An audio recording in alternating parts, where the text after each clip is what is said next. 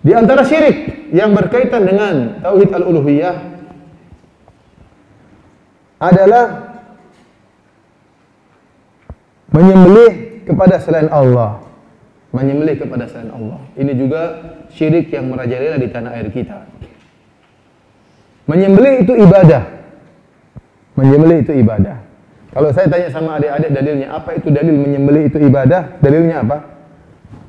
Adik-adik ngerti dalil nggak? Dalil itu Al-Quran maupun apa sunnah. Apa dalilnya kalau menyembelih hewan itu adalah ibadah? Dalilnya dalam surat apa? Inna a'tayna kal kautsar. Teruskan ayatnya, fasalli lirabbika wanhar. Ya artinya, ya sungguhnya kami telah memberikan kepada engkau wahai Nabi sungai Al-Kautsar. Kemudian kata Allah, fasalli lirabbika wanhar. Maka salatlah hanya kepada Rabbmu dan menyembelihlah juga karena Rabbmu. Maka seorang tidak boleh menyembelih kecuali karena Allah Subhanahu wa taala dalam rangka mendekatkan diri. Tidak boleh dia menyembelih mendekatkan diri kepada jin, tidak boleh dia mendekatkan diri kepada wali, tidak boleh kepada nabi. Dia hanya menyembelih mendekatkan diri hanya untuk siapa? Allah Subhanahu wa taala. Oleh karenanya, adik-adik lihat tatkala musim haji. Musim haji, seluruh jamaah haji hampir kebanyakan jamaah haji mereka nyembelih satu orang haji seekor kambing. Rata-rata ada yang nyembelih kambing, ada yang nyembelih onta. Jutaan kambing atau jutaan onta seluruhnya disembelih karena Allah. Luar biasa, haji itu syiar tauhid. Makanya orang-orang tatkala haji berkata, labbaik Allahumma labbaik, labbaik la syarika laka labbaik. Ya Allah kami penuhi panggilanmu ya Allah tidak ada syarikat bagimu. Seluruhnya tawaf di Ka'bah, enggak ada yang tawaf di kuburan. Semuanya menyembelih kepada selain Allah, semuanya di padang Arafah minta kepada Allah. Itu haji merupakan syiar tauhid. Kita balik ke tanah air kita, maka kita lihat aneh-aneh. Ada orang yang beli untuk selain Allah. Apa kata Nabi SAW dalam hadis Ali bin Abi Thalib? La'anallah man dzabaha li ghairillah. Allah melaknat orang yang menyembelih kepada selain Allah. Orang seperti ini terlaknat. Ini banyak orang-orang pergi ke dukun. Dia pergi ke dukun, kata dukun, ya saya akan bantu, syaratnya kamu cari ayam putih 7 ekor. Kemudian disembelih, tidak usah bilang bismillah. Cari 7 ekor. Kenapa? Buat dukun, buat jinnya. Buat jinnya, nggak boleh seperti itu. Ini kesyirikan. Atau suruh cari kodok, mungkin suruh sembelih misalnya.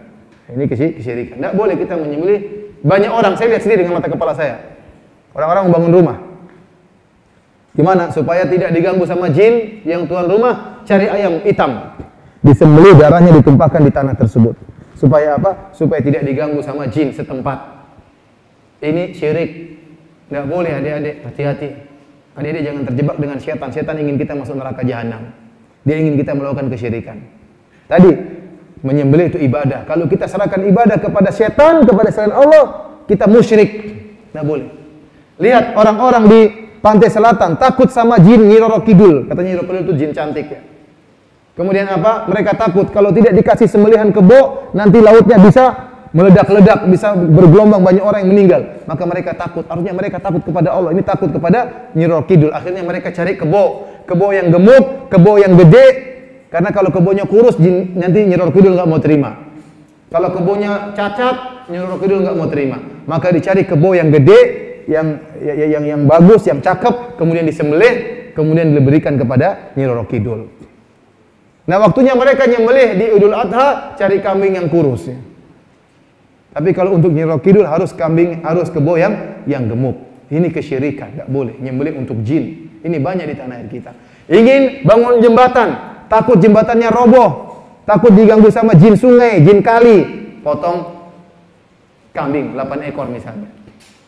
Seperti ini. Lagi ngobor sesuatu, nggak bisa dibor-bor, cari kambing lagi supaya jinnya pergi. Harusnya baca Quran di situ supaya jinnya kabur. Enggak, nurutin jin, cari kambing sembelih, darahnya ditumpahin supaya bisa ngebor. Adik-adik lihat, kalau adik-adik umroh atau hajian, lihat. Jalan dari Mekah sampai Madinah itu kira-kira 500 km. 450 km lebih lah.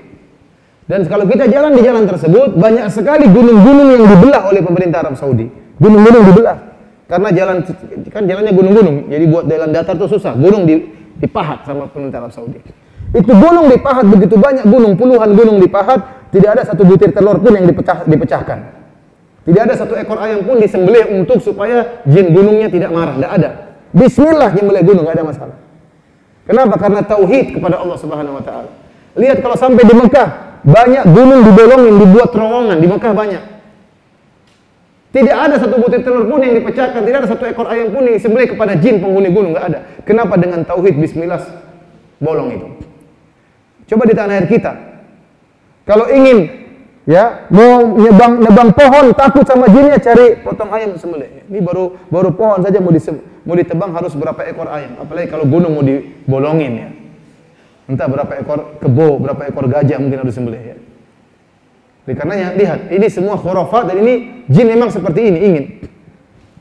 Saya ketemu orang, saya pernah diantar sama seorang abri, orang apa namanya, tentara dari Bandung menuju Jakarta, naik mobil. Sampai suatu tempat dia ngebel-ngebel, cing cing cing. Saya bilang, kenapa Pak ngebel-ngebel? Nggak ada apa-apa. Enggak Ustaz, nanti biar. Takut kalau dia nggak ngebel nanti jinnya ngamuk katanya. Ya akhi, dari mana seperti ini? Ente kan diajarin sama Nabi doa kalau keluar rumah. Bismillahirrahmanirrahim. Alallahi la haula wala quwata illa billah. Itu doa mau taruh di mana? Nggak baca doa kemudian lewat depan jin bel-bel. Kalau nggak bel katanya jinnya marah. Takut sama jin seperti ini. Ada yang lihat terus baca doa dong. Allah sudah ajarin doa, Rasulullah SAW sudah ajarin doa. Ketakutan sama jin sungguh luar biasa. Di tanah air kita ini orang-orang sangat takut sama jin. Kenapa? Dukun banyak, santet banyak, ilmu sihir banyak, ilmu kesaktian mantra Buddha banyak, semuanya pakai jin. Orang-orang ke kuburan takut sama jin. Adik-adik kalau ke Arab Saudi, ke kuburan nggak ada takut sama jin sama sekali. Kenapa? Kuburannya sesuai dengan sunnah Nabi, pendek-pendek. Orang kalau ke kuburan ingat mati, bukan ingat jin. Tapi kalau di Indonesia kita lihat kuburan, lihat asap keluar kita udah takut. Kenapa? Bayangan kita ada jin yang akan keluar. Entah jin tomang, entah jin dan jun, ya. Entah mak lampir, entah Nyi Blorong, entah pocong. Masih mending kalau si manis jembatan Ancol, ya. Mengerikan.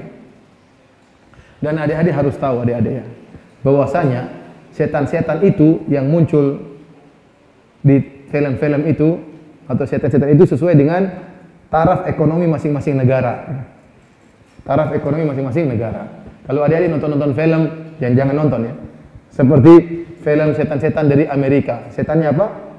Vampire ya, pakai baju jas, keren. Karena ekonomi mereka bagus. Kalau lihat setannya Cina pakai baju kerajaan, tapi setannya Indonesia kasihan miskin-miskin. Ada sendal bolong, baju bolong, ada pocong ya. Ada gendruwo, rambutnya semrawut, belum mandi ya. Kenapa? Miskin-miskin. Maka setan-setan itu ya, yang fiktif-fiktif itu sesuai dengan apa? Ya, kalau gendruwo main ke Amerika nggak laku. Sama. Kalau ada Dracula ke Indonesia mungkin nggak laku. Terlalu keren setannya. Oleh karenanya ini semua fiktif, nggak benar ya. Jadi lihat, jin benar-benar diagungkan di tanah air kita. Sehingga dia semakin kepala besar dan sering mengganggu kita. Sampai orang-orang mau kamar mandi saja takut. Kenapa? Nonton film setan takut.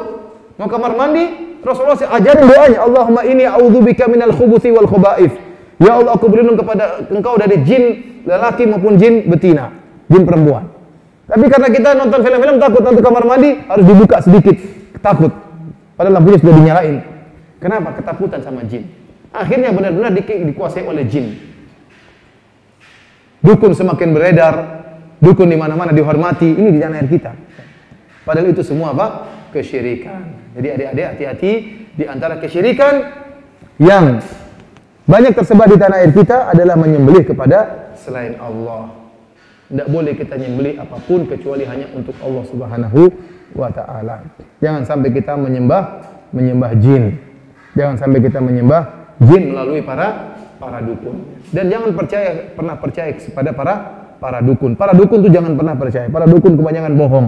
Mereka pernah benar cuma sekali-sekali. Lihat para dukun, apa kata para dukun? Yang ingin punya uang banyak datang sama saya. Padahal dia juga miskin dukunnya. Iya, kalau dia kaya, bisa kaya, ngapain dia buka praktek perdukunan?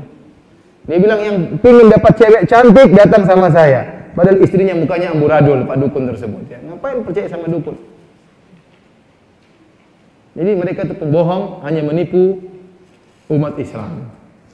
Makanya kalau di Arab Saudi, dukun itu hukumannya dipenggal. Di Arab Saudi dukun hukumnya apa? Dipenggal. Kenapa? Karena dukun itu bekerja sama dengan syaitan dan mengajarkan kesyirikan kepada umat Islam dan juga membuat takut umat Islam. Kenapa orang Indonesia kalau sudah jengkel sama temannya dia tidak bisa balas, dia pergi ke dukun, tolong santet. Akhirnya disantetlah temannya, kasihan. Dimasukin paku dalam perutnya, dimasukin baskom dalam perutnya, ya. Untung nggak dimasukin drum dalam perutnya. Mengerikan. Ini kan ngawur seperti ini, apa menyiksa orang. Makanya dukun-dukun seperti itu harusnya disembelih, dipenggal. Kenapa? Mereka bekerja sama dengan syaitan. Nah, di tanah air kita dukun-dukun sangat dihormati. Hampir setiap kampung ada dukun. Dan jangan percaya dukun. Dukun tuh tidak bisa apa-apa. Mereka hanya bisa tadi menyakiti orang lain. Untuk keberhasilan nggak mungkin berhasil. Kalau dukun itu memang jagoan, Indonesia sudah kaya-kaya. Indonesia sudah hutangnya lunas dari dulu karena banyak dukun. Tapi hutang juga nggak lunas-lunas. Terus kemana dukun-dukun tersebut? Katanya bisa jagoan-jagoan.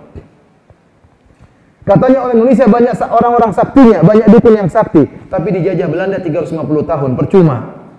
Kemudian juga katanya orang-orang Indonesia dukunnya banyak sakti-sakti, tapi main bola tidak pernah masuk dalam Piala Dunia. Kan harusnya gampang, ada bola tinggal ditiup langsung masuk menang kan bisa, tapi dukun-dukun nggak bisa. Maka dukun itu nggak ada fungsinya kecuali hanya menebarkan kesyirikan di tanah air kita. Ya. Jadi ini di antara kesyirikan yang berkaitan dengan tauhid al-uluhiyah adalah menyembelih kepada selain Allah Subhanahu wa taala.